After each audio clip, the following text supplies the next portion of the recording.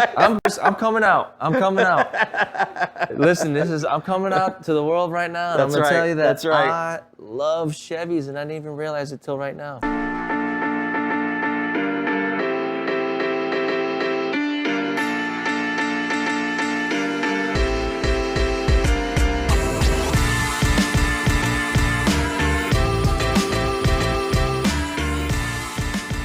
What's up, all you auto enthusiasts out there? Buckle up for a unique experience where we have custom vehicles and their owners share the spotlight in our studio. Have you ever seen a cool ride and wondered who the owner is or what the history is behind the build? On today's episode of Tailpipe Talk, we'll be speaking with Rob, who goes by Tint Star Rob on Instagram. We'll get to know more about Rob and what inspired him to build his Toyota Land Cruiser.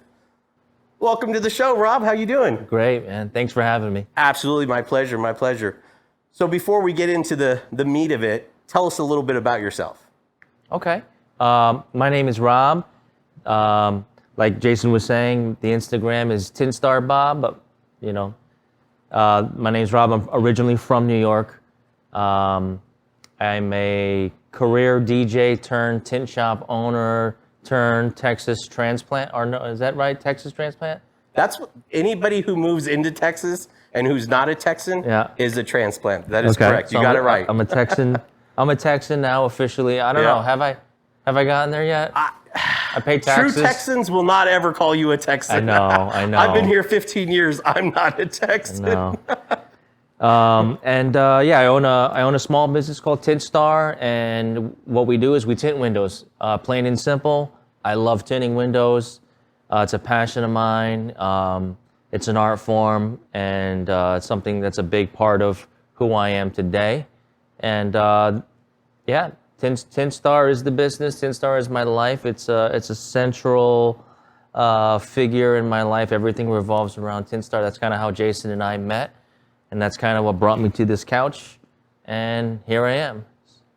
That's in a nutshell, yeah. Well, very cool, very cool. I appreciate you elaborating on that and telling us a little bit about yourself. Now, I've been to your shop. I've met your wife, Lisa, right? Mm-hmm. And you have 2 kids? 2 kids. 2 kids, yeah. That keeps you guys pretty busy? Absolutely. Yeah. All right, how old are they? So 6 and 4. Lucas is my oldest, and Stella's my youngest. Those are fun ages, man. Those are like the real fun ages. I'm having a blast. It's everything. You've been through it plenty of times. And so it's great. I wouldn't have it any other way. It consumes most of my free time, and I wouldn't have it any other way. Yeah. Very cool, man. Very cool. Well, let's start talking about this beautiful beast of a Land Cruiser you have back here. Okay. So when did you purchase it? So I got this Land Cruiser, I believe, about a year ago. Believe it or not, yeah. Okay. So it was purchased from Jacksonville, Florida. So you know the old saying, like what is it? How's it go? Built, not bought. Yes. So whatever the opposite of that is, what would that be? Bought, not built. That's what that is. Okay. Nothing wrong with that, actually. Yeah, it's everything I would want. It's everything I would want to do to a Land Cruiser that I bought, but they just did it for me. Yeah. And I didn't have to go and do the legwork or pay. Well, I still paid for it. Right. You know what I'm saying? Yeah. So, it's about a year ago. I've been a Land Cruiser fan my whole life since I was a kid. It was always like a majestic SUV truck that like just captured my imagination from probably when I was a teenager. Yeah. And I've probably owned it's probably under 10, but it's probably closer to 10 at this point now in my life. I've owned about 10 of them. So. Oh wow. Yeah. Oh wow. So this isn't new for you then? No, I know. Wow. Yeah. That's incredible. This is my second. This is it's called a LC200. Uh-huh. That's what this chassis is. From I think it's 08 to 2021. So wow, that's Toyota doesn't play around when they wide range. When they make it. Wow. They'll change headlights, taillights, screens, but the underpinnings, all the meat and bones, meat and potatoes of everything is it's all there. So Gotcha. This one's an 11. So this, like I said, this was the LC200 I've had. This is my second one, but the other Land Cruiser that I've had the most of is the Land Cruiser 80 series, which is the 90s with the big flared out fenders. Gotcha. I probably gotcha. had about 5 of those Gotcha. over the years. Yeah. And so you've had so many. Why do you buy them and then turn around and get rid of them? Especially with you loving them so much. Right. A lot Just of them want something new. A lot of them were kind of like flips. Okay. Some of them weren't in like the best of shape, and you know, it's a truck where it's a niche market, but it's one of those things where you can buy an old one if you know what to buy and order and how to fix it. You could flip them pretty easily. Gotcha. So a lot of them Gotcha. were flips. Some of them were just kind of like, you know, a situation where I thought I was going to take it somewhere and I realized it's not worth it, or changed my mind. Right, And I just ended right. up dumping it. But yeah, Land Cruiser, Toyota fan. Like you see my Tundra before. Oh yeah. Oh yeah. And then specifically Land Cruiser fanatic. So Very cool. I'm Very really cool. into it. So. So I know you bought it pretty much modified, a lot of bolt-on stuff. Have you done any mods to it yourself? This one, no. This one Okay.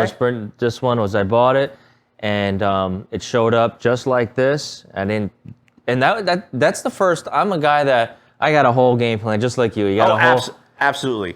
Absolutely. And this is the one time. It was kind of nice. I'm not gonna lie. It was kind of nice to buy this and just say, you know what, everything's pretty straight on it. Like Yeah. I don't have any like major plans. I had one thing done to it, and it was Bright Light Jimmy. Yeah. I don't know if you know who that is. No. Oh, I got to tell you about Yeah. him.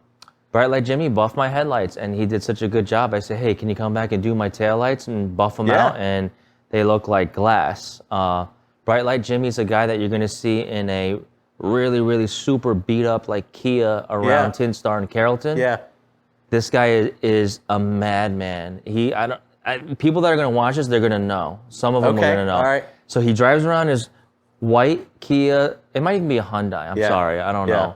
Okay, but it's beat. It's toast. Yeah. On the side in just plain black letters, it says $20 headlight restoration. What? With like the What? phone number in like just black vinyl letters. They're like crooked.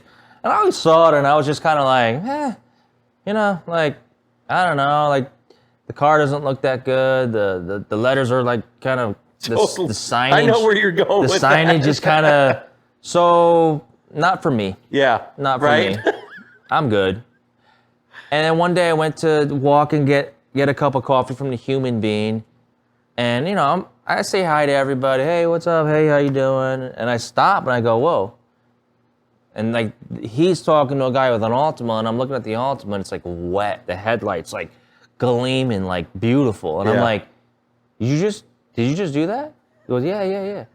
I was like, And then the gear started turning. I was Yeah. like, you think you can do that to mine? Because these were kind of like hazy. Yeah.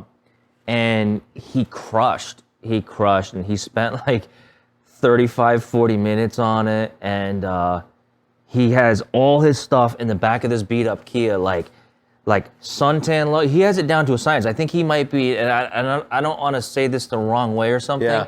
but I think he might be like, maybe like a little bit on the spectrum or autistic. And I'm sorry if I'm like saying something the wrong way, but like, you know, Not at all. He's a madman. Yeah. And Yeah. next time you have cloudy headlights, you gotta call me. Okay, I'm gonna call you. We have And- an 08 Accord. You've seen it, the one You Nick got- drives. and then they're yellow. I'll set you up with Bright Light Yeah, Jim. yeah. And he'll come by and he'll do like magic to your headlights. Wow. And I know how to do them. I've been in the detail. But how do you beat $20? You can't, and you got to give him a 30. For you got to sure. give him 30 or 40. For sure. Just For sure. because. Yeah. And he pours his heart into this headlight buff or taillight buff. Right. And he crushes. His name is Bright Light Jimmy. Some of you Bright guys Light watch this, Jimmy. you're gonna know. He's a secret, I'm telling you. So does he have an Instagram or social media? I don't think so at all. Like he's not. Wow. He's just like a unicorn. Low key, huh? He's a unicorn, man. key. You gotta know. You gotta know. That's wild. You know, so earlier you had mentioned, you know, buying the car, bought, not built, Yeah, right? Yeah. But you know, I think as we get older, you start realizing it's smarter to buy somebody else's built vehicle Oh yeah. versus buying one stock. Oh yeah. And you're in that catalog, you're online, and you're like, well, I'm going to order this, I'm going to order that. And if you can't install it yourself, you're paying a shop to install it. Oh, yeah. All of a sudden, you're 10, 15, 20 grand in upgrades. You're deep. There's no way, no how you can buy a custom vehicle and pay as much as it would cost you to buy a stock one and do all the work. You end up getting it cheaper. So it is actually a smart play to buy something as long as it's exactly how you like it. Buy it done. That is a smart play. I think as you grow older, right? Yeah. Because I think we're in the same pocket. I'm 47. 42. Yeah. So I think, right? Yeah. I think when you're in your 20s, you want to like do it yourself. You want to do the legwork. But I think when you get older, you're like, you know what? Someone else foot the bill. Yeah. And, I'll take the discount. Yeah, absolutely. And so I like everything they did. I wasn't crazy about the wheels. So when I was talking to them, I said, hey, can you just give me like a set of Steelies or like some Tundra wheels or Land Cruiser wheels? Because I don't, and they didn't want to play balls, but these wheels ended up growing on me. I'm a big wheel guy. Like you'll see a lot of wheels out there. There's only a few sets of wheels on certain cars that when I see them, I'm like, boom, he nailed it. You know what I mean? Yeah. Whereas a lot of times, sometimes I'm scratching my head like, I don't know if that was the right wheel. Or maybe you call me a wheel snob or whatever, but not at all. Not at all. I actually think the wheels make or break a vehicle. I've said that for years. So you mentioned flips earlier. I'm a big flip person. I like flipping cars. I've been flipping cars 20 plus years. But you could take a primered muscle car or, maybe it just doesn't look that great. And you put a nice set of wheels on there. Yeah. It's a game changer. The car doesn't even have to look that nice. Right. But I get what you're saying. And if you put a bad set of wheels on, it takes away from the vehicle. So I'm with you 1,000%. The wheels do make it for sure. So I see a lot of exterior modifications and bolt-ons in the lift and stuff. What about performance? Has anything been done underneath the hood? So it's pretty much stock underneath. It's been, so this company, and shout out to them, King's Chariot. You can follow them on Instagram at King's Chariot. That's pretty much what they do. That's their bread and butter. They'll take Toyota Tacomas, Lexus GXs. You know what that is?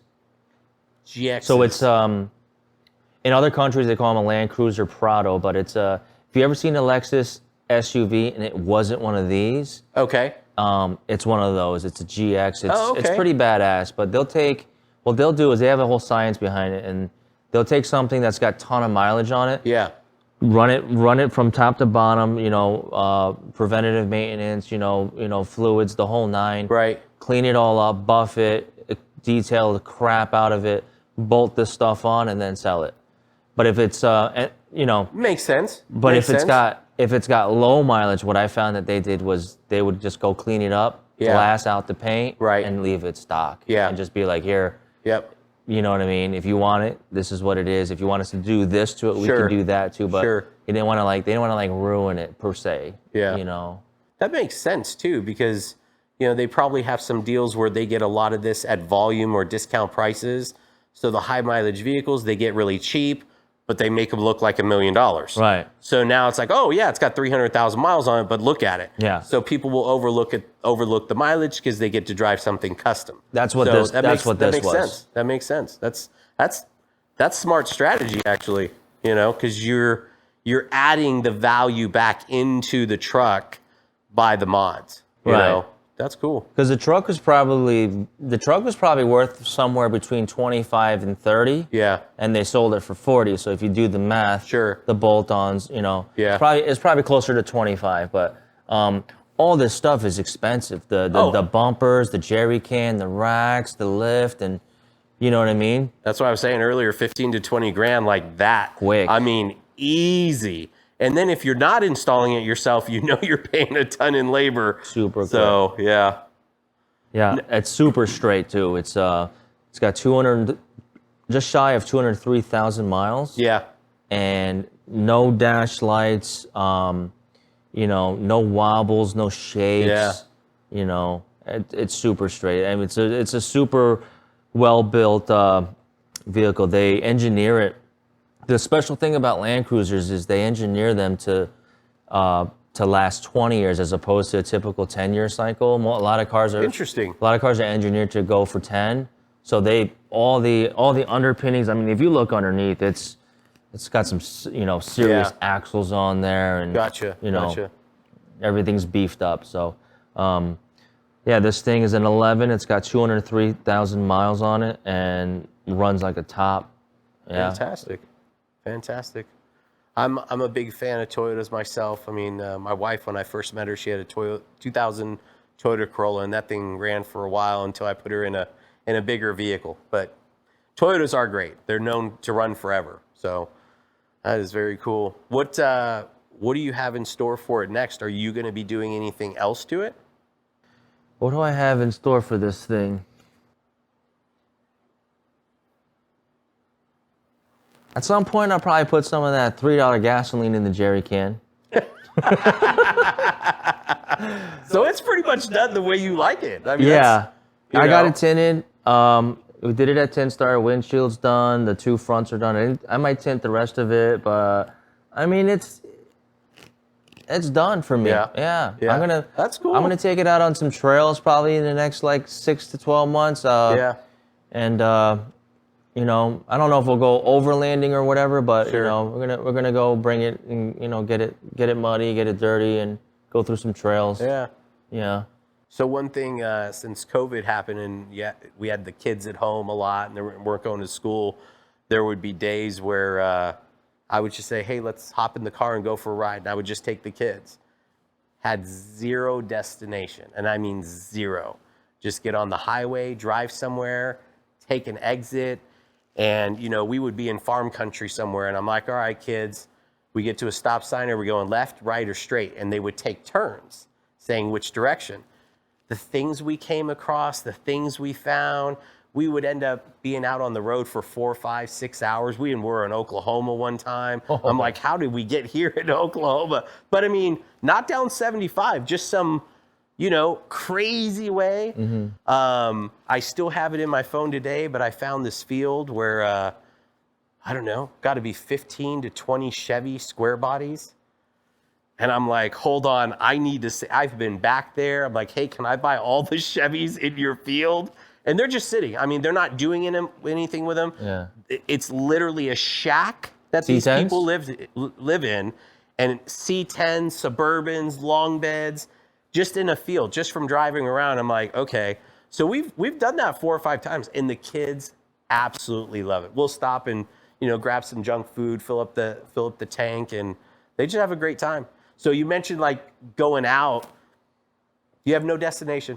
You're not planning anything. It's a great way to just spend some time with the kids, and Well, I'm gonna do that one day, and I'll text you, and I'll be like, you just never know. Yeah. I mean, we found.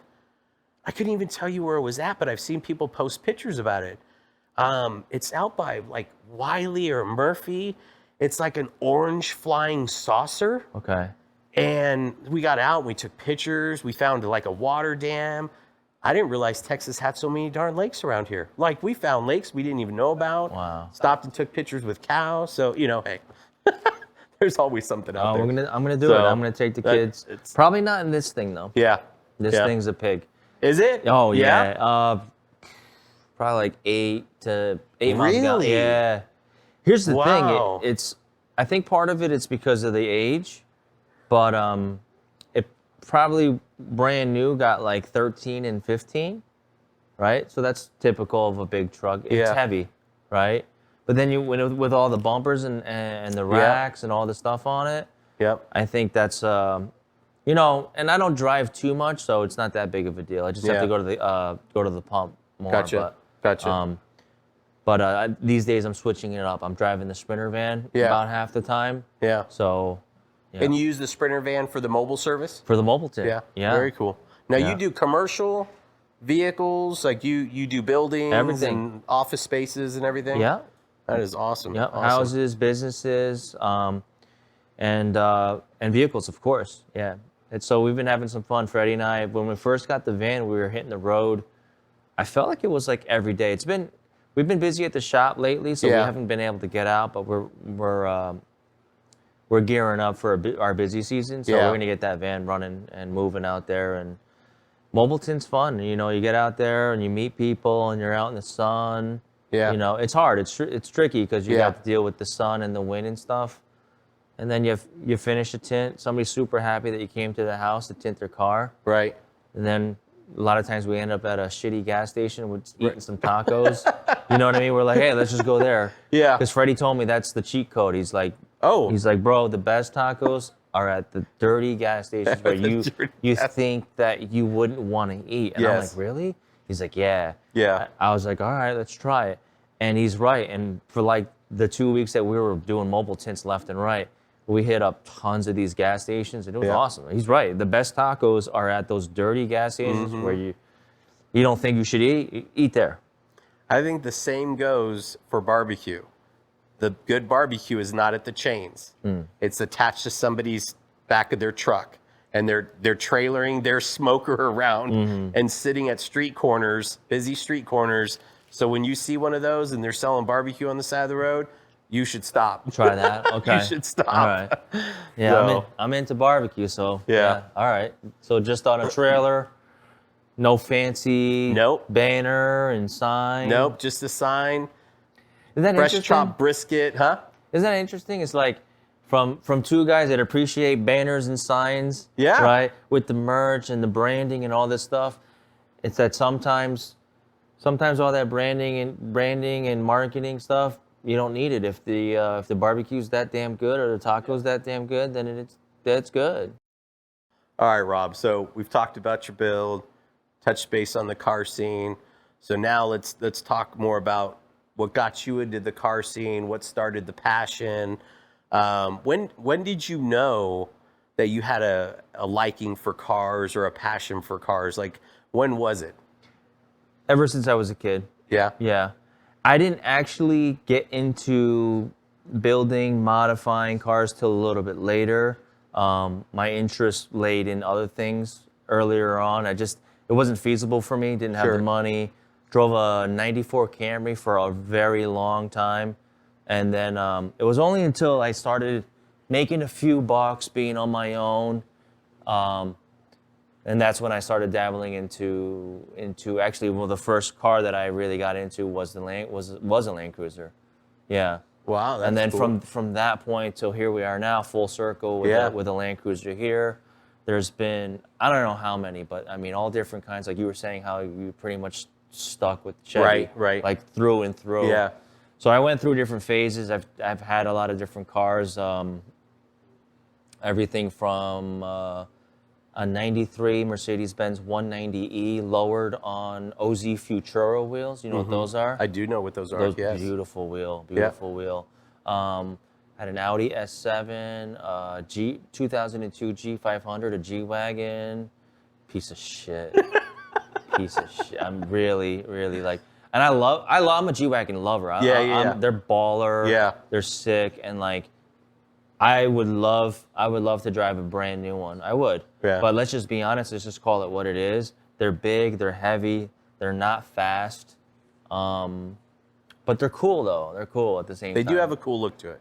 Yeah, They do. I had a G500. I did a facelift. We wrapped the whole thing in matte vinyl green, like army green. Oh, that's interesting. Yeah. Had some 22-inch.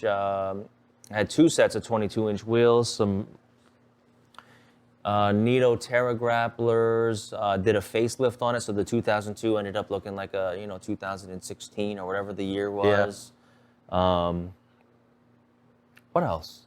Porsche Panamera, 4S, Lexus, a bunch of Lexus. Oh, one of my more involved builds. I got my ass handed to me on this one when I sold it though. Was a first gen Lexus GS 300. Yes. Beautiful car, Yes. man. It was, if I'm not mistaken, now feel free to comment on this video, but if I'm not mistaken, I believe the Italian design firm, Pininfarina, you familiar? I'm not. Okay, so it's like an Italian design. I'm gonna get slaughtered on this, but let me butcher this anyway. Yeah. Italian design firm Pininfarina designed a lot of stuff in general, but I feel like they were very closely linked to Ferrari. We're gonna get fried on this, but it doesn't matter. Yeah. They helped Lexus design this. It was a 2JZ in there rear, that's right. That's two right. JZ Yeah, yeah. in there, rear wheel drive, and it was supposed to be their. So they were new. You got to think they're the new kids on the block. Okay, so they had their LS, which is their flagship luxury, but that Right. first gen Lexus GS2 JZ was their like European Japanese car, which sounds I see weird. what you mean. Sounds weird saying that right I never now. really thought about it like that. As far as the body style, you're Yeah, it absolutely was like their right. European version Yeah. of Japanese car, and I took that, and that was the first car I went like full body kit, House of Color, Orion Silver Flake Oh, paint, wow. JDM like custom wheels. You know, it was VIP. You know what VIP is? Yes. Wide body, Yes. Yep. stance. Yep. It was all that. Wow. It looks killer. When it drove by, I mean, I don't care who you were. You had to turn your head no matter what. I mean, it sounds amazing. Yeah. Sounds really, really cool. It was cool. It was cool. So all this happened later, though. Like I said, it wasn't like I was tuning or doing anything with cars till like probably like I would say like mid-20s. Yeah. When I was younger, it just wasn't even a thing. I couldn't Sure. I couldn't afford it. I didn't think I could afford it, and a lot of my time and interest was spent with DJing, and so. Yeah, a little bit later, but a whole bunch of different things. Euro, Japanese, trucks, 454s. That's pretty There cool. was a Silverado in there. I've jumped around from different places. Now, a lot of times when you built these vehicles or customized them, was it just for personal pleasure, or did you actually go to events and win trophies and enter into car shows or anything like that? No, it wasn't. So just your personal... It was just like, I think, like now that I think about it, I think it was just like, we don't look at cars this way, but man, these things are pieces of art that are made out of rubber and metal. So like all those cars that you did, those are your paintings, no? That's a very good way of putting it. But Those are yes, if you put a personal touch on it, it is. I mean, But it's like even- rolling art. But even the slightest personal touch makes that it's not stock. If you Right. put a cap on a car Right. and it's color matched, Yeah. but it's just a cap, but that's custom though. It's different, and you Yeah. chose that, and you did it, and you know what I mean. It becomes a moving piece of art, and I think that sometimes we forget that cars are like that. You know, that's how I look at it. Like I look at it like I don't want this to be taken the wrong way. I'm not saying like I'm like Chip Foose or anything, but these are like artistic. This is creativity. Oh, This absolutely. This is art. Man. Absolutely. We're picking colors. It's- We're picking wheels. We're lowering them. We're lifting them. We're dealing with cutting fenders and zip tying and welding and Yeah. you know what I Yeah. mean?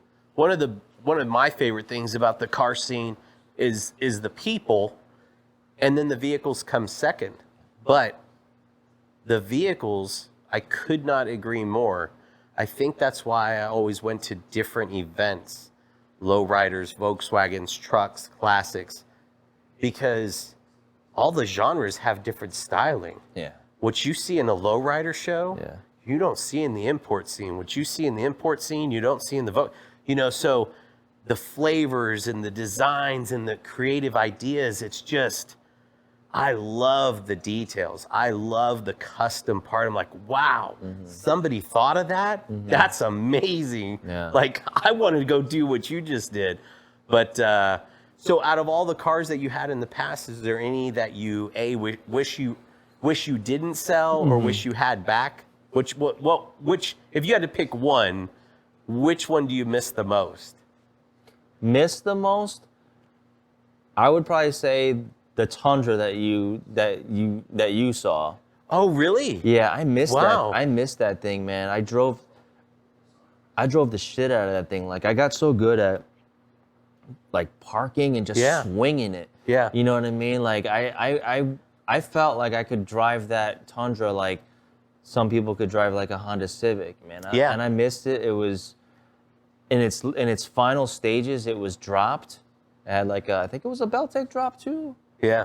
Or an SOS performance drop. Anyway, it was dropped, and I had a Honey D front lip on it from Japan. Right, It was yeah. like super custom, super Yeah. rare. Had that like put on and dealt with all the headaches of it didn't fit right, so we had to push the bumper out and space it out. You know, all the Right. headaches that you have to figure out. Sure.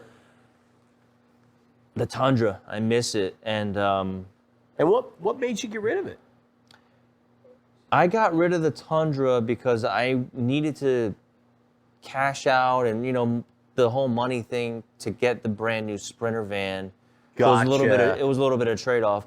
More of a business decision? It was a business, exactly. Yeah. It was a business decision. To keep this and have the, it's an 18 Tundra Platinum. Yeah. And to have a 2020 Sprinter, it's just a little too rich for really what do I need what you needed. Yeah. Yeah. You know, so it was a business decision. So I was like, you know what, let's let the Tundra go. We're going to get the Sprinter van, and it's good for the business. We're going to get the mobile thing rolling. But I don't think you can go wrong. You buy a Sprinter that actually is making you money. Yeah. Versus the truck, you're like, Right, and I would only be driving it at least half the time at most, or a third of the time even. Yeah. But no, I miss my Tundra probably the most. But speaking of that Lexus, going back to that Lexus, I sold it for $4,000. Whoa, really? The wheel, it was lowered, it was probably $12,000 into it. Yeah. And it was just like you said, you're never gonna get your money back. No, not at all. And it was the same thing. I was like, I need the money from this car I was already mentally and physically on to the next one. Yeah. So I think I needed the money from this. I was like, whatever, here, $4,000, I'll take it. I'm gonna throw it towards this. Right. And just be on with it. Yeah. And I kind of wish you just kept it. Yeah. You know? Yeah. I have some of those. I probably have a longer list than most, but yeah, there's been quite a few. Was there anybody in your family that kind of helped you with your car customization, or somebody that customized cars in your family before you? Where did you derive at the passion or the desire to customize the vehicle? I don't know. Definitely not anybody like in the family or any like friends growing up. I always paid attention to it. I was always a casual bystander. Like I said, car magazines like crazy, but actually like tuning and modding from an early age, no. My parents are immigrants from Taiwan, so like a lot of good Chinese families, it's Toyota Camrys. Yeah. You know what I mean? Right. Toyota Camrys in the driveway, so it was real just like plain Jane, like, you know, kind of stuff going on there. But I'd say as far as my style or like kind of how I got like the bug for all this, I'd probably say maybe like 90s like pop culture, especially hip hop culture. Yeah. You know what I mean? The rap videos, you know, I'm obsessed with rap. So 90s rap videos, that was a huge, I don't know if cars are so much a huge part of hip hop these days as much as it was back then, because remember when we were growing up, people would rap about a Lexus or even a Maxima, right, or Chevy with 12s or 15s or something. You know what I mean?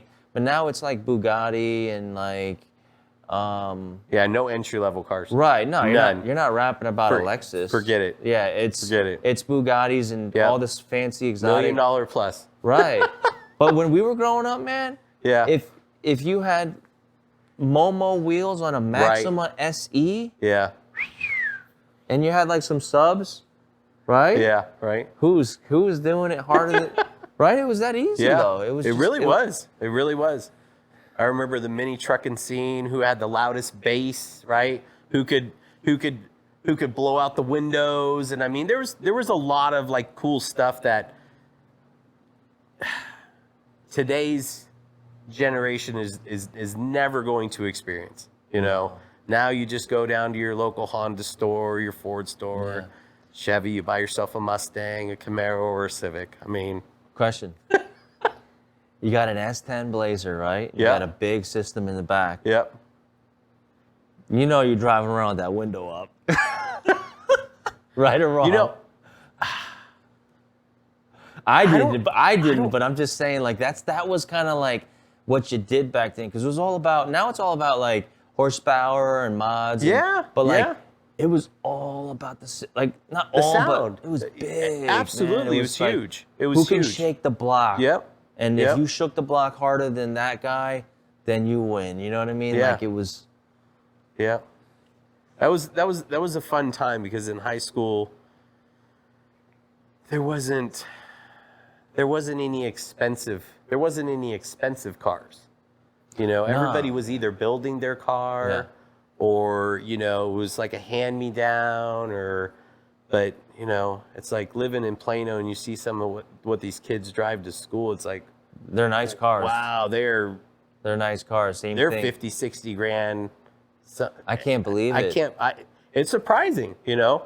I worked for everything that I had. Nothing was ever handed to me. And, Yeah. you know, that was, but that's what makes us what we are today, right? Nothing was handed to us. We're hard workers. We really hustlers, yeah. we really come from a special time. yeah.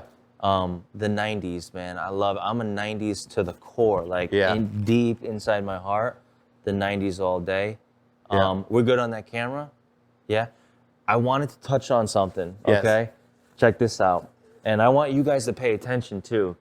I want you guys to pay attention because you don't know about this world that Jason and I are about to take you on.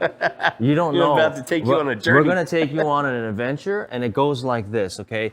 There was a time before cell phones, okay? Obviously, right? But this time was a time where a guy like Jason or I, we're only 5 years removed. We were out at bars, we were out at clubs, we were hanging out with our friends, we were meeting up, and you just had to like link up. You couldn't hit them up on the phone because Right. there was no phones. Maybe you had a beeper. But during this time, people, when I say people, I really mean women and women only. They brought little cameras. Sometimes they were pink, rose gold, white, teal blue. They were little cameras, and they brought them out, and they brought them out to the bar, and that's how pictures at the bar got taken. Am I right? Yep, that's right. And if you were a dude and you brought a camera out to the bar and you were with a bunch of other dudes, all of those other dudes would look at you and be like, bro, did you just bring a camera to the bar? Like, what? Do you remember this? Do you remember this or no? Yeah, I would say the cameras was more of a girl thing, A chick thing, a female thing. And Absolutely. it wasn't necessarily, and we also come from an era where now to take a selfie is no big deal. We all do Right, it. right. Grandmas do it. Yeah. 12-year-olds do it. Yeah. We're 47 and 42. We do it. But I remember when the selfie first kind of was getting a little bit of traction and it was like a new thing. And if you were from like our era and you took a selfie, you got heat for it. It was like, dude, I saw you do that thing. Like, what are you doing? Like, you're just doing this now? You know what I mean? Like, Yeah. do you remember when it was like, not, because does this seem crazy to you? No, I don't. Okay, but I'm saying like, it was a big thing. It was like to step into the selfie world and just be like, click. You had to work into that because we didn't grow up with it. That's true. That is and true. we had to, I remember like, oh, like, I don't like selfies and I'm not going to take one. Then eventually, like, you kind of like, gotta like, it just happens. And now Yeah. you're just, not that I take a lot of them, just saying like, but Jason and Don't I lie, I've seen your Instagram. Jason and I come from an era where, number one, there was like no cameras, only like pretty Yeah. much girls took them to the bars and like, you kind of got looked at with a side eye if you were a bunch of dudes and you were like, hey guys, hold on a second. Right. They're like, Let me get a picture of the group. That didn't happen. like, you brought a camera? Like, you know, and you know, it was a special time because that story is gonna get lost in history because it just almost goes from like no camera to camera, right? On Yeah. the phone. And there was that gray area where it was like you had to bring the camera out to the bar to get the photo that you would put on were you old enough for MySpace or did you? I'm old enough for MySpace. Yep. Okay. I definitely had a MySpace account. Right. Short-lived. Right. I wasn't really into the whole like social media thing. Okay. But I did have an account, built it, had the different backgrounds, and you Yeah. could build your own page, and yeah. Yeah. But Yeah, I would say there's, you know, I think the other thing that gets lost is how people communicate now. I think you know, when we went to almost texting everybody instead of actually picking up the phone Yeah. and articulating yourself in a way or communicating with people. Now it's just, hey, how's it going? And I mean, I think anybody who's on the phones probably does the exact same thing. It's just easy. Yeah. And isn't it weird? So I think about this probably a little too much, but isn't it weird? And this is probably completely off topic, but technology is here to make our lives easier. Is that not right? Supposed to be in theory, yeah. Supposed to be. Yeah. But let's go back to 1980s and 90s when we didn't have technology so advanced. Life was way easy. Like way easy. Yeah. You didn't I would have ag- computers. Yeah, you didn't I would agree. You'd have to fax somebody. You would have to send a fax. You couldn't send an email. How do we get anything done though? You know what I mean? But that's just it. You had to be like, Stuff- hey, I'll meet you got there. done. I'll meet you at 7, okay? And then you had to just kind of hope that you showed up at 7 because, And stuff got done. yeah. But now we have all this technology. We have phones on our wrists. We have cell phones. We have all these great things at our disposal to make life easier. Yeah. But then doesn't it seem like life is more work? Yeah. It's, Isn't it? Yeah. Because I think back in the 80s, I guess you didn't have to have the largest house or the biggest car. Or now I feel like you always want to, and I don't know what it is. Like, Yeah. I don't know what's inside of me that, you know, I always want like a little bit more. You know, I'm satisfied, Yeah. don't get me wrong, but I'm driven, I guess. I think that's what You it know? is. It's you and I are similar in that sense in that we're driven and motivated, not necessarily like maybe somebody else who's maybe trying to keep up or you know what I mean? Yeah. It's just but that's the beauty of life is just to keep going. Like where can we go next with Right. this, right? Right, absolutely. And like with the TSP, with Tint Star, where's TSP going? Well, Yeah. we're going somewhere. We're Yeah. gonna do something. And it's gonna Absolutely. be awesome. It's gonna be Absolutely. cool, right? Yeah, I mean, and absolutely. that gets you up out of bed That in that the is morning. The goal. That That is the that goal. gets me out of bed because I don't want to go to Tint Star and just have it be like flatlining, stagnant. Right. Like Right. what's next? Is there another van? Is there another shop? Yeah. Are we going to grow this year as opposed to last year? Are we continuously growing? You know what I mean? I don't know the way you're going, Rob. Shoot, you reaching out to me today asking me for a commercial real estate agent contact. Man, I was like, wow, he's growing. He's going to move into a bigger shop. And then you said another location. I was like, that's even more impressive, you know? So congratulations to you, man. That is awesome. That is Thank you. awesome. It's a little premature, but like I said, you gotta. If you're not thinking ahead, though, Yes. then it'll never happen. You're not just gonna have a new shop 9 months from now if you don't start looking now, Right. And preparing Right. yourself, and you know what I mean. So it might be a little tiny bit premature right now, but you know that's the direction we're going in. We're looking to make our mark. I love tinting windows. I love window tint, the art of it. This is my business. Why not push it forward and Sure. you know continue to see where we can grow and great things happen, man. That's how you and I met, right? That's what's cool about all this. Absolutely. You're pushing Absolutely. TSP, I'm pushing Yeah. Tint Star. Me and you linked up, and here we are sitting on the couch. You Right. know what I mean? And yeah. It's by the way, I think I said it before, but really I just want to say it like to you on this platform. I just want to say thank you for all your help. You've been extremely, extremely helpful to myself, Tint Star, and my family, and you've been a My blessing, pleasure, man. Like My pleasure. we linked up and we hit it off from day one, and you know, between you and Nick constantly shouting out Tint Star, bringing all those cars over. Yeah. Camera on. Jason's brought over at least 6 cars, I want to say, and then countless other referrals, and just constantly shouting us out. So like much thanks to you. Thank you so much. My pleasure. man. My pleasure. From the And you bottom know, of my heart. It's I think 99% of what we shout out is because we have a personal connection with those businesses. People are not paying us. You don't pay us, Right. you know, to do those shout outs. Yeah. And I'm a big believer, and it goes back to the loyalty part earlier, is, you know, I feel like I can read somebody, a great person, somebody who, you know, wants to excel, grow their business, does quality work, good customer service. It checks all the boxes, right? Why wouldn't I want to help other people? You know, I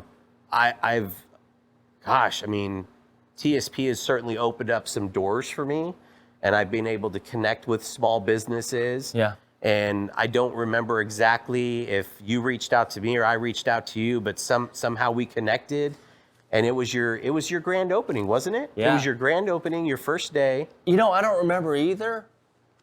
It doesn't matter. Yeah. You know, like the fact that we connected, we hit it off from day one, and you know, we've developed a friendship and a relationship and a business relationship. You helped me find Freddie. Freddie's one of my best friends now. Yeah. Freddie's Isn't that wild? That's wild. Freddie works for Tint Star. Yeah. Because of you. Yeah. And it's amazing. And he's also now one of my.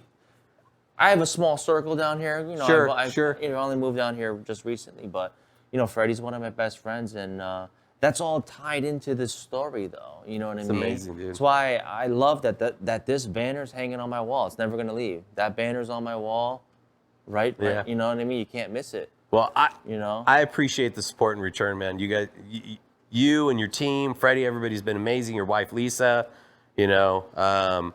I do wish I would spend more time cementing those relationships, and it's not always like, hey, Rob, can you tint my car? Hey, Rob, can we go have a beer? You know what I mean? But we've talked about different things, you know, Yeah. Other than tinting cars, or you know, I reached out to you with Nilla. Yeah, that's true. That's true. And Yeah. you said, hey, try these pills, and Yeah. I was like, you know what I mean, like, and that meant a lot to me too. Yeah. That meant a lot to me. I was in a bad place where I was like, I'll try anything, Sure. man. And Sure. Jason says this stuff is, you know what I mean. So Yeah. I ordered the stuff. You know, it didn't work out, but that's just how it goes, you know. Yeah. And you know, that was thank you for that too, you know, because I felt like you were reaching out as a friend and saying, you know, like, hey, try this. I've heard this worked for somebody, so you know.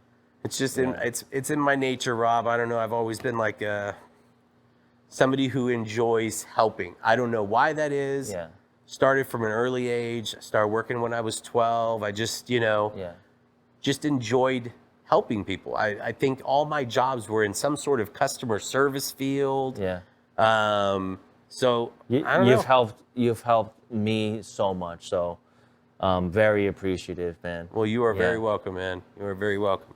And one thing I like hearing is the feedback and the stories and stuff, because, you know, we're 6 years into TSP.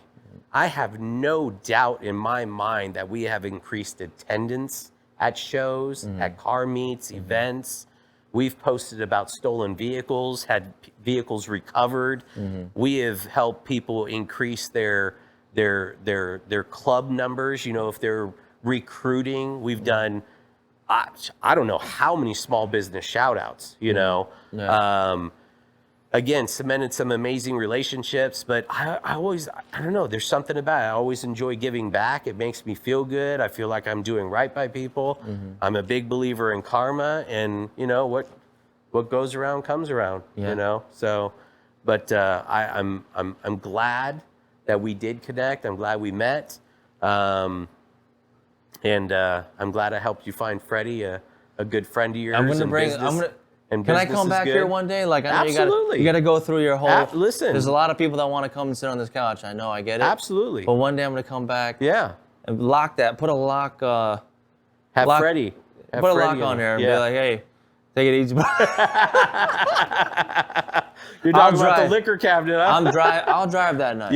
I'll drive that night. But just watch him with the. And hey, I should have you guys over, honestly, even without the cameras in the podcast. Absolutely. Just to hang out. We would love to kick it. And that's the part about me. Like, even my close personal friends, dude, I'm so terrible. I'm terrible about it. But it's like, I don't watch a lot of TV. I don't have a lot of free time. My free time is my kids and my family. You know, I think we're very much the same, right? Yeah, I might go to the occasional car meet or car show, but I kind of want the kids or my wife to go with me. But I am terrible about like, hey, let's go grab a drink. Hey, let's go do this. Let's do a barbecue.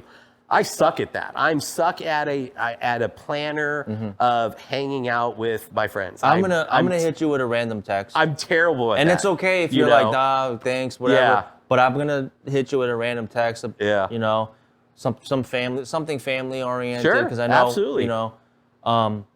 But hey, did you see that one video that I made? And at the end, it's a Chevelle we tinted, a beautiful one from Earth. A 68 or a 69. I did see it. Yeah. And I didn't see the video at the end. Okay, so at the end of it, so if you're watching, just go to Tint Stars, check out that video with the Camaro. No, Chevelle. Sorry. So I'm talking, and I actually don't know what year it is because I forgot. Yeah. So I'm filming. I got the gimbal, and I'm like, this beautiful Chevelle. We just picked it up from Earth. It's a wait. Hey, Freddie, what year is this thing? You know, because that's a real question. What year is this thing? He's walking, he's doing something. I don't know, probably like 77. I go, bro, you're way off. So, and it was funny, and that made the video. But the funny thing about this is Freddie is an old school GM Chevy head. His favorite car is like an S10 pickup. Like he's you know, he's into it. He's into it. He knows his shit. Just doesn't know Chevelles, obviously, right? Yeah. But when we get him on here, put him on his couch, he needs to redeem himself. Because he effed up. That is not a 77 Chevelle. Yeah. Like, and you're a Chevy guy? Right. Boo.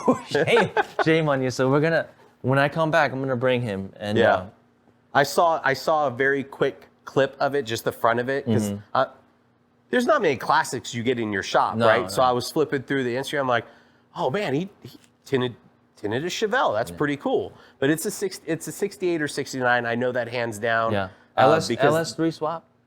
It's an LS3 swap. Yeah. You put a hashtag in there, and I have to say, it said 392 hashtag 392, but I think what you meant was 396. Because the SS badging on it was SS 396, maybe? On that one, right? Okay. It's 396. Okay. Because did they come in 392 in that year? No.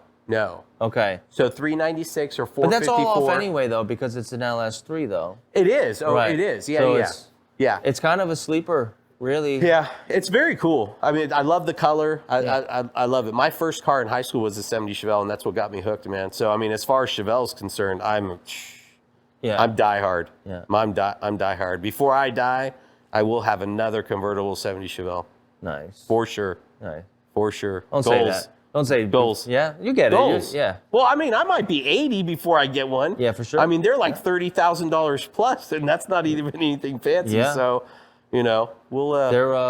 They're climbing up there. But yeah, we'll get Freddie in this couch to redeem himself because he's a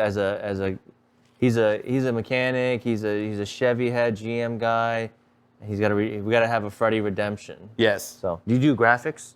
Do you do like things that come up and be like redemption time? Like, all right, Freddie, you know. Okay, we'll do it. Yeah, we'll get him drunk too, so he can mess up again. Nice. Let me know what his favorite liquor is. I'll have it stocked, ready to go. I think it's just anything brown. Anything brown. Anything brown. If it's cheap or free, I think. Yeah, there you go. Got him covered. Sorry, Freddie. Yeah, that's the truth, though. You know. So, I know you said there wasn't anybody in your family that really inspired you to get into the custom world and stuff. As far as like influencers or celebrities or anything that are in the automotive scene, is there anybody that stands out to you? Anybody that you admire that's into the car customizing world? You know who I think is always killing it is Travis Barker. Travis Barker, the drummer. Yep.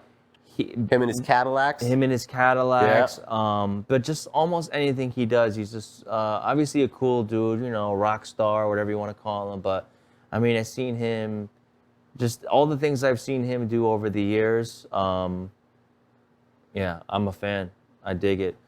The one that got me recently was maybe a year ago. He had one of those baller ass Rolls Royce Cullinan SUVs. Yeah. Big time baller mobile. And he had, everyone does the red guts. He did the blue guts and it looked killer. It looks like royal blue guts and blue Alcantara headliner, but just like really, really cool stuff. And I guess when you have Travis Barker money, then you can do that. You know what I mean? Right. So I would say him. I'm trying to think who else do I know that does cars that I really kind of look up to, or you know who does some cool stuff? Action Bronson, you know him? I don't know. He's a rapper. Okay. Yeah. He's a little bit more like underground, but he's always doing like Euro stuff, like BMW wagons. I gotcha. You know, I gotcha. Yeah, slammed on the ground with three-piece AC Schnitzer wheels, you know, stuff like that. It's cool shit. I have to check that out. Yeah. I have to check that out. Yeah, I knew Travis was huge into the Cadillacs. Yeah, he's got the big Cadillac thing. Yeah. That's wild. Now, most of the stuff that you see of his, is it just on social media that he posts? I mean, it was like, you know what? I think it was like maybe like Dub magazine back in the day. Gotcha. Yeah, gotcha. I'd always check out. Yeah. I think it was like They do a feature or something on him? Yeah. Dub. You know, going to the magazine store was so cool back in the day, especially when you went into one with just the full spread. Right. And you got like Honda Sport, you got Trucking, you got Dub, you got, I don't know, you could spend hours there, right? And I did.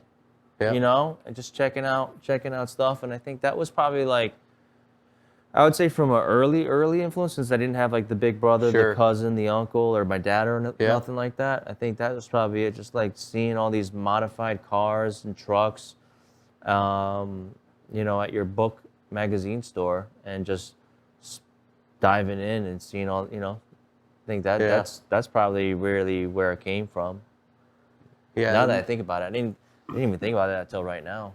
Well, magazines, even, you know, what kind of posters did you have on your wall when you were a kid? Oh, okay. The Lamborghinis, the Ferraris? Am I saying it right? Countach? Yeah. I had a Countach, a big one, like probably like the size of a door, but it was on the wall.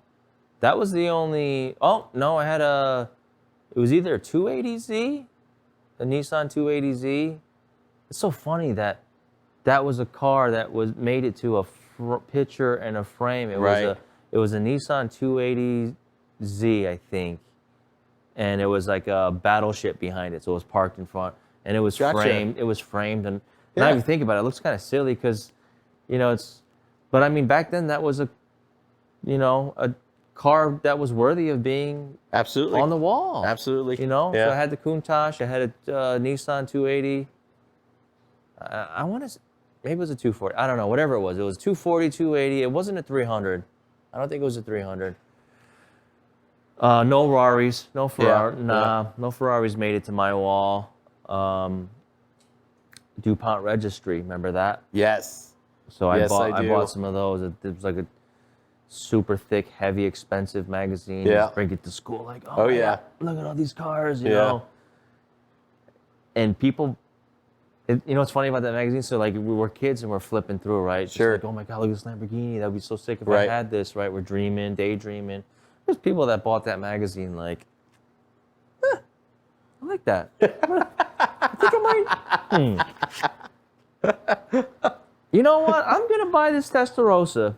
You know what I mean? And I might buy the Rolls or the Mercedes. They did. That was somebody's like catalog that they were like, I'm gonna buy that car. You know?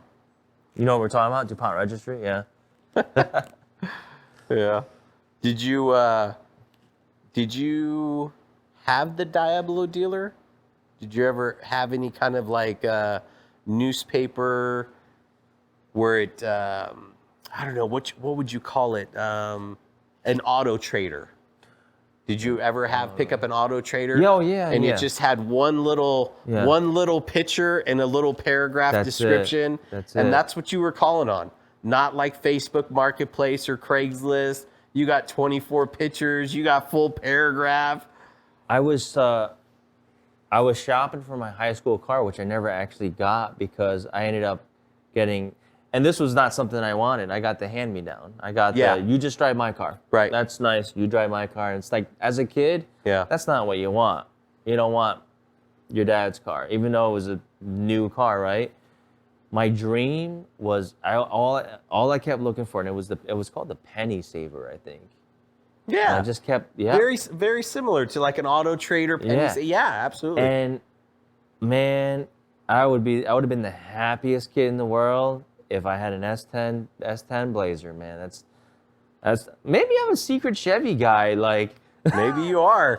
Maybe you are. Maybe I'm like I'm realizing that now. You've messaged me about a Tahoe, a Silverado. Now you're talking S10s. Yeah. You are a secret yeah, Chevy I'm like guy. a secret. I'm coming out. Listen, I'm coming out to the world right now, and That's I'm gonna tell you that That's right. I love Chevys, and I didn't even realize it till right now. There you go. No, this is what we do. This is what we do. This is what we do. Tailpipe talk. We make people come Coming out of the, what would it be? Coming out of the garage. Coming out of the garage. S10 Blazer. I drew it all over my notebooks. Yeah. S10 Blazer. Yeah. Yeah. Did you ever own one? No, I never owned one. You never owned one? Nah. I don't think I want one though. No. They're a little small, narrow. Sorry, S10 guys. I know. Sorry, Freddie.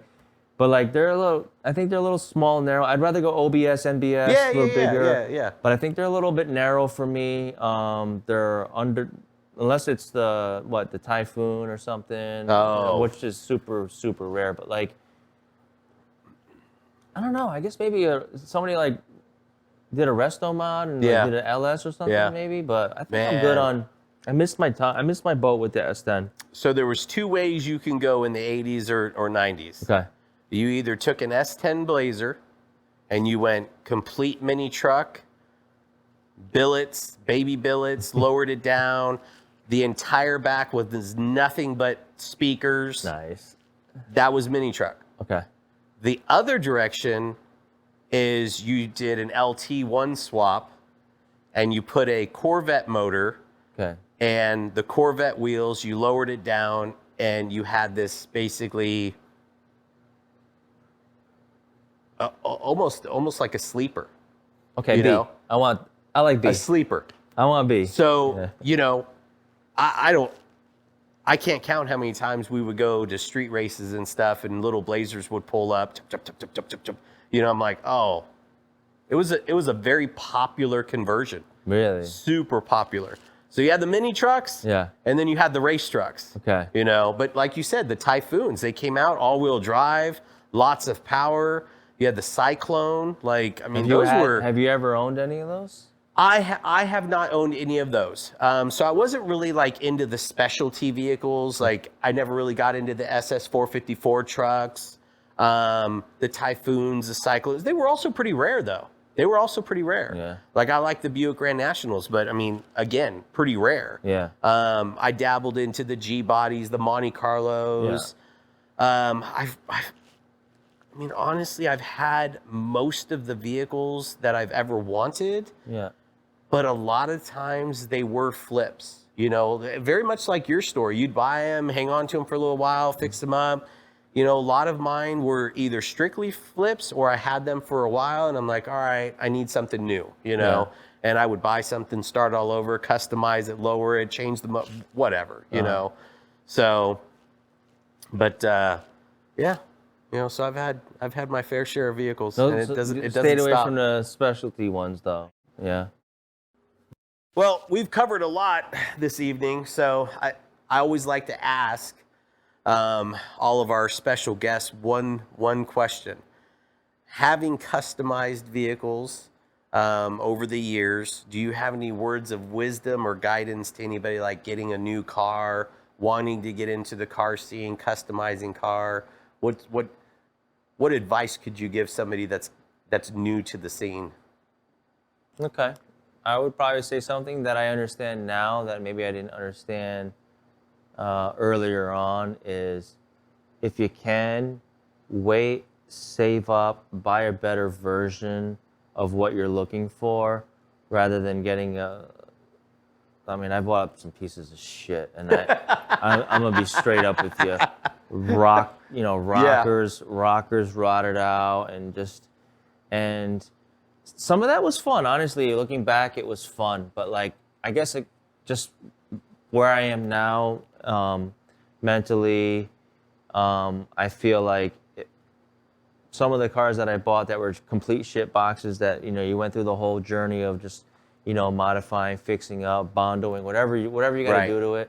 I think it'd be smarter to just, maybe if you can just hold out a little bit, save up a little bit more coin, and just buy a better version of what it is that you're looking for. Yeah. What do you think? What do you think about that? Well, listen, as you were saying it, I had a flashback to a gentleman that I used to work with, heavy into cars, and he gave me some really sound advice. Not that I took it all these years, but his sound advice was, and it makes perfect sense. You have three main things to a car. You have your interior, your exterior body and paint, and your mechanical. Mm-hmm. He says, buy a car that's good at least in two areas. Okay. Or else you're going to be completely buried in that car. Right. Because if you're having to do interior work, if you're having to do paint and body, if you're having to do mechanical, you're basically restoring the car. There's no money in it. There's no value in it. And it's exactly what you said. Just buy a better version to start with. Yeah. Don't buy a project bucket. Yeah. Because you're going to have to fix everything. You're going to have to put your money into everything. The problem is, a better version it obviously costs more money. So you're just going to have to hold on and don't buy that piece of shit. Yeah. And just wait a little bit, save. Yeah. Do what you got to do. And the nice one's going to come. Yeah. And it'll be worth it because. Yeah. And it actually saves money. Believe it or not, it actually saves you money, because if you buy a better version up front, it would cost you more to redo an interior, paint and body, engine, transmit. You know what I mean? It costs money to do that. So if you just buy a better version and you only have to do maybe some custom stuff to it, some personal touches, you're way ahead of the game. Stay away from the New York cars. Anything on the East Coast, really. Our shits are rotted. Don't.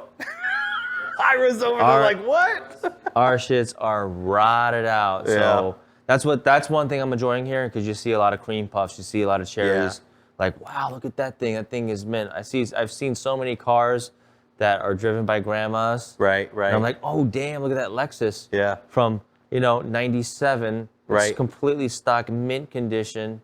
And you're like, it's an old person that drives that. You can tell, and they're dope. They're dope. They're in really good shape. And you don't get that in New York. Yeah. You will not find that. It doesn't exist. Yeah. It's amazing. I might not be into a particular car or something, but if I see something drive down the road, and it could be 15, 20, 25 years old, you can absolutely tell the ones that have been like literally pampered, that have been sitting in their garage, because there isn't a faded spot on the bumpers, on the paint. Right. The moldings are crisp and clean. You're like, wow, that's an amazing condition. Yeah. So you are right. There are a lot of like great little cream puffs running around, because I see that here a lot. Yeah. We got to get your business card note. Start handing those out. Yeah. It is mind-boggling to think of how many cars I've bought from leaving a business card. It's and then I was a tow truck driver at that, and then it really was game on. Yeah. I was buying the cars I was towing. Yeah. So, well, Rob, man, it's been an absolute pleasure having you on. Thank you so much. Thanks for having me. It's been awesome to get to know you a little bit more on a personal level, and talk about your business growth, your family and stuff, man. Congratulations on your expansion. Even if it doesn't happen right away. Right. Rob, I appreciate it. It's going to happen. It's going to happen. Thank you so much. I can foresee the future, and I see Tint Stars all over the DFW metropolitan area, maybe some further south, and all you're doing is driving around and checking on your teams, man. That'd be a dream. That'd be a dream come true. That would be cool. Yeah. It's going to happen for you, man. Thank you. It's going to happen for you. I hope so. Well, that concludes our episode. Thank you so much for tuning in and listening. Hope you've enjoyed our podcast. If you'd like to watch the video version and see the details of Rob's Land Cruiser, make sure to check out our YouTube channel, Texas Show Promoters.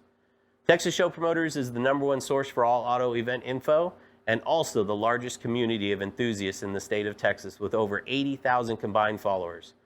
Make sure to give Texas Show Promoters a follow on Instagram and Facebook and never miss an event again. Also, don't forget to subscribe to our podcast as we'll have new episodes every Friday with some very cool builds and even cooler owners. If you have a custom vehicle, live in DFW area and would like to tell your story, please reach out and let us know. Maybe it'll be you and your name on our marquee next time. Peace.